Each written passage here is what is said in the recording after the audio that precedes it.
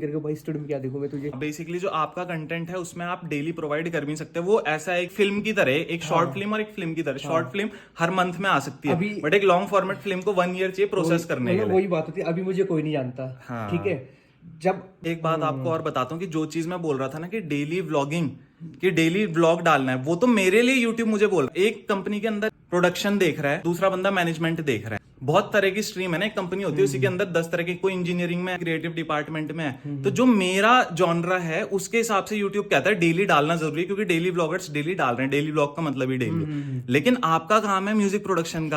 अब आप उनको एक म्यूजिक लाके दे, म्यूजिक को बनाने में आपको खुद 4 दिन लग रहे हैं, तो वो साइंटिफिकली भी पॉसिबल नहीं है और वैसे भी पॉसिबल नहीं है। वो कॉमन सेंस भी नहीं बनता कि 4 दिन में जब गाना प्रोड्यूस हो रहा है तो आप कैसे डेली 4 दिन तक व्लॉग डाल सकते हो। उसको एडिट भी करना, उसको एडिट भी प्रोसेस करना काम करूं, फिर है। रात में एडिट भी हाँ। करूं। तो आपका तो सही है, एक दिन छोड़ के डालता हूं। ठीक है। हाँ तो वो सही है फिर आपका। लेकिन अगर आप डेली ब्लॉगिंग में उतरते हो, कल आप मतलब चैनल में पोस्ट करना शुरू करते हो कि अपने लाइफस्टाइल में डेली डाल रहा हूँ, फिर आपको कहीं ना कहीं उस पैटर्न में आना पड़ेगा, क्योंकि मैं उससे गुजरा हूँ ब्रो। मैं सिनेमैटिक से इस जर्नी तक पहुंचा हूँ, सिनेमैटिक से डेली ब्लॉगिंग की जर्नी तक।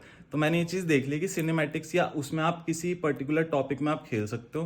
कि जैसे आप इंफॉर्मेटिव कंटेंट बना रहे हो तो आप वीकली, जैसे बियर बाइसेप्स है और आपके दूसरे बंदे हैं ना जो वीकली पॉडकास्ट डाल रहे हैं, उनको भी टाइम चाहिए प्रोसेसिंग के लिए। ये भी पॉडकास्ट की तरह ही एक चैनल पूरा प्रोसेस दिखा। पर डेली ब्लॉग आप कर रहे हो तो आपको कहीं ना कहीं मेरे हिसाब से कल नहीं तो परसों आप रियलाइज करोगे कि इसमें नहीं हो सकता काम बिना डाले रोज। मुझे तो पहले ही पता था, इसलिए तो मैंने वो 1 डे वो छोड़ के रखा।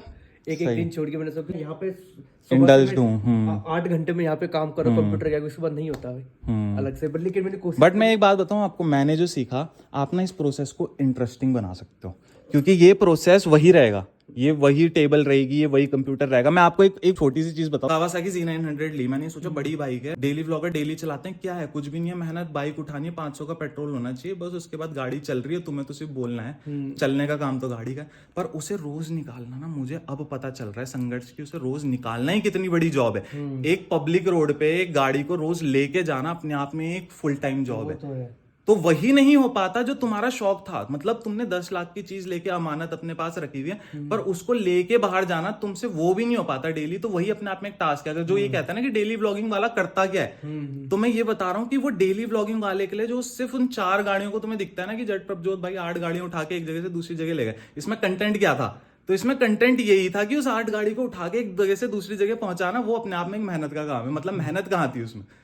तो रियलाइज, जैसे आप ये काम कर रहे हो तो यार 8 घंटे तो आप कंप्यूटर स्क्रीन, आप म्यूजिक बना रहे हो, बोलते रहो, लेकिन आपको पता है कि वो कितना टफ है। अगर मेरे को 8 घंटे इस पे भी पूरा अपना कंसंट्रेशन रखना है और 8 घंटे मुझे कैमरा खोल के उसको रिकॉर्ड भी करना है, मतलब ये चीज ना शॉर्ट। उसमें मैंने अभी जैसे आपको बताता हूँ कि अभी बाबू भाई जा रखे हैं बिग बॉस में, तो उनके भाई जो है वो चैनल संभाल रहे हैं। उनका ना परसों एक ब्लॉग आया था, मैं रीड करता हूँ छोटी छोटी चीजें ना ह्यूमन नेचर के बारे में।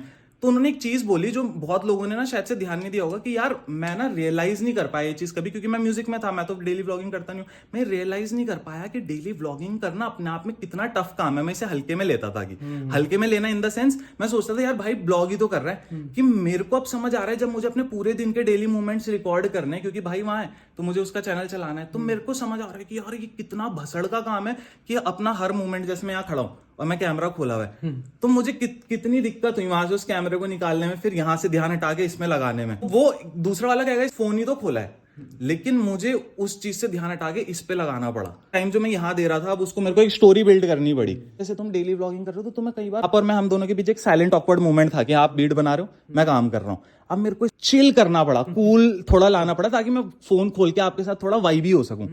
तो ये कंटेंट बन गया।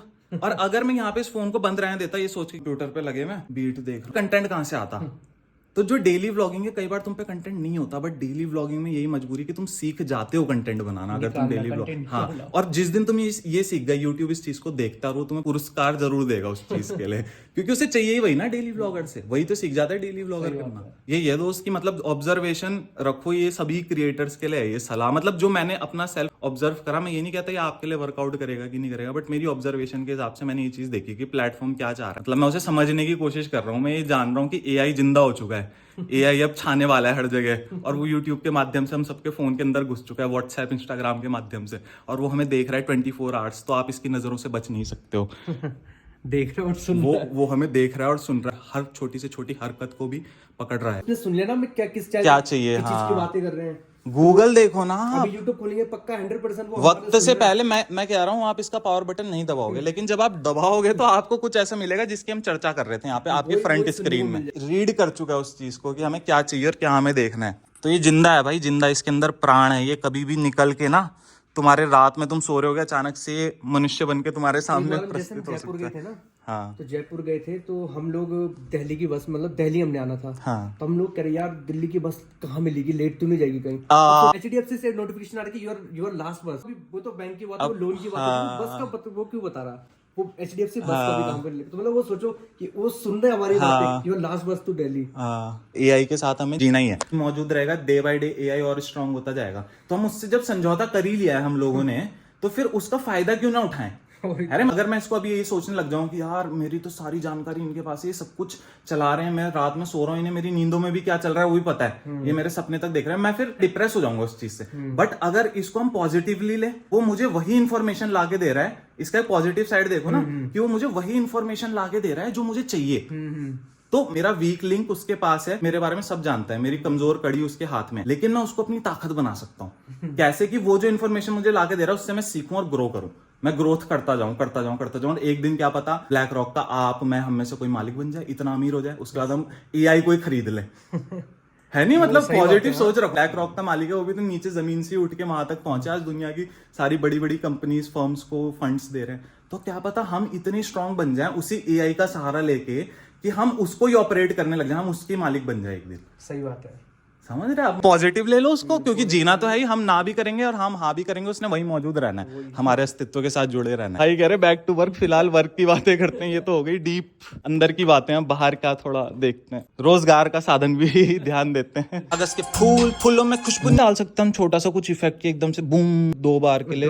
हाँ, फूलों में खुशबू नहीं दिल मजबूर, धीमा सुरूर, इश्क फितूर, थी तेरी शर्त दिया सम्मान। ये बीट में लेना पड़ेगा। तो भाई इस समय भाई हमें ये बोल रहे हैं कि किसी बीट पर मैंने अपने संगीत को लिखा नहीं है। तो अभी हमारा जो सबसे पहला स्टेप, सबसे पहला चरण होता है ना किसी भी संगीत को बनाने के लिए, वो ये है कि म्यूजिक बीट पर बैठे, ताकि बीट के साथ संगीत का जो आनंद है, शब्दों का जो संजोग है, शब्दों का जो मेल है, वो कहीं ना कहीं बैठ जाए, सही ढर्रे पे शब्द और बीट दोनों आ जाए।